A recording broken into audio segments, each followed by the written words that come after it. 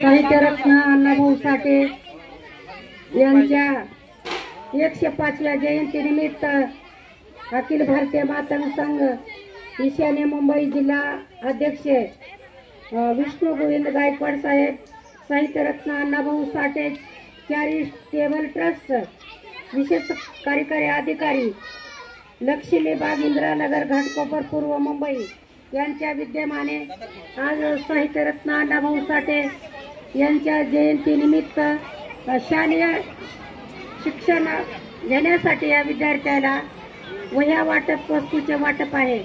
आज या कार्यक्रमाला उपस्थित आपल्या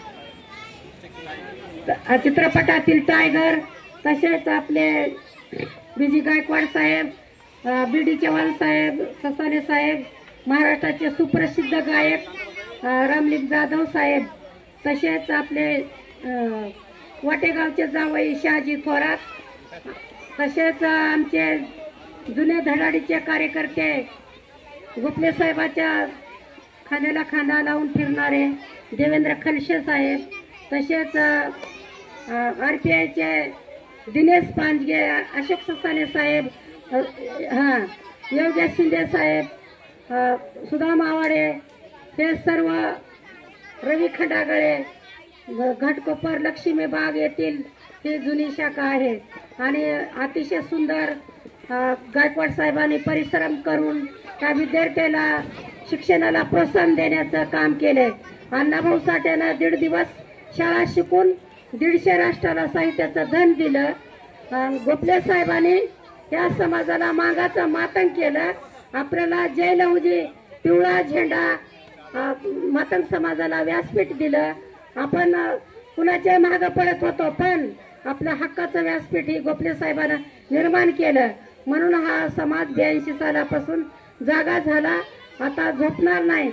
एक माणूस म्हणजे एक विष्णू गायकवाडनं एवढी भारी क्रांती केली, तर ह्या जाग्यावर सभागृह होणार आहे।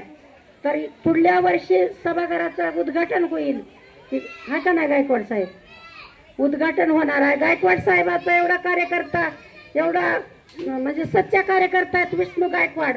जेव्हा गोपले साहेबाचा 24 दिवसाचा आमरण उपोषण होता हुतात्मा चौकात, त्यावेळेस साहेबाचं उपोषण सुटत नव्हतं, पण गायकवाड साहेबांनी इंदिरानगर घाटकोपरच्या शाखेनं दगडफेक करून तिथं लाठीचार्ज झाला। गोपले साहेबाचं उपोषण तात्काळ सुटलं विलासराव देशमुख आणि वसंतदादा पाटलांना। अशा महाराष्ट्रामध्ये, मुंबईमध्ये एकमेव धडाडीचे कार्यकर्ते म्हणजे विष्णू गायकवाड साहेब। टाळ्या वाजवा तुम्ही। विष्णू गायकवाड, लाखात एक विष्णू गायकवाड, ईशान्य मुंबईचे अध्यक्ष। आता त्यांच्या ताई नाहीत, त्यांच्या पत्नीचे निधन झालंय, पण आता गोपले साहेब आणि माझा विलास बाळ बीडी चव्हाणला, बीजी गायकवाडला माहिती आहे, तुम्ही समर्थक आहोत। आता वडिलांना आईनं रागात बोललं तर राग धरा येत नाही, कारण आई वडिलाचं मानावंच लागतंय। तर ही आपले सुख दुःख आपण एकत्र आलो का नाही, पाखरासारखं योगेश बी आला, सगळे लोक आले।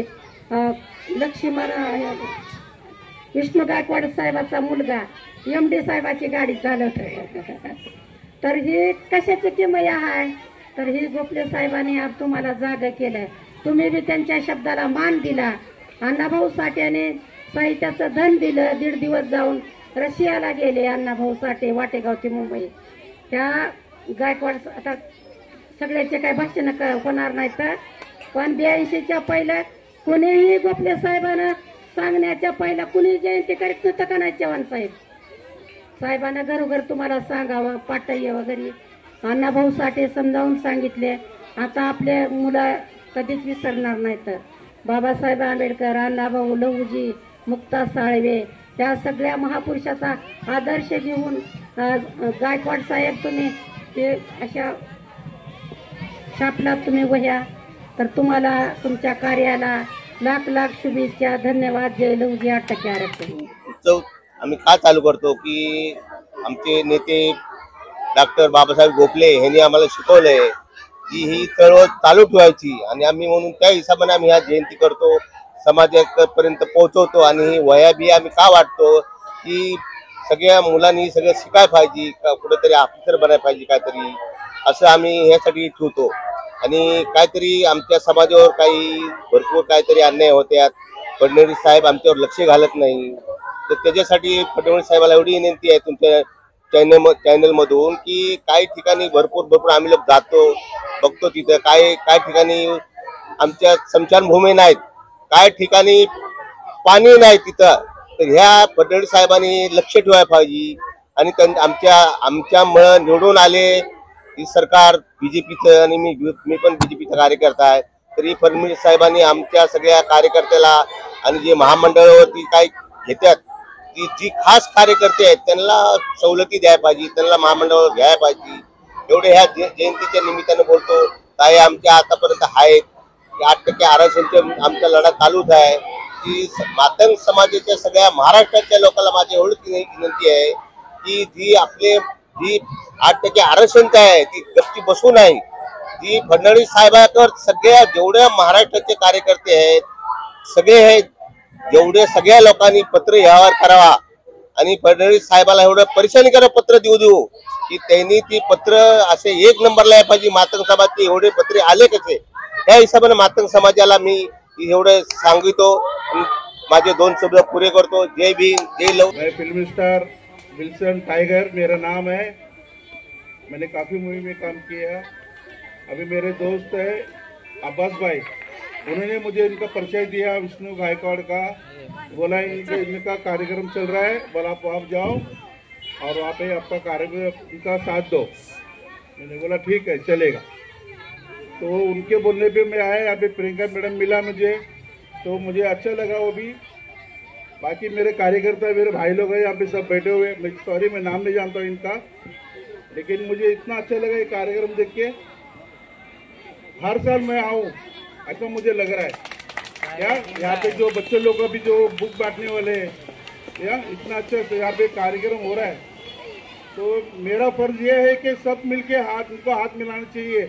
विष्णु गायकवाड़ को बोलने का चाहिए सब आप आगे चलो, हम हमारे पीछे।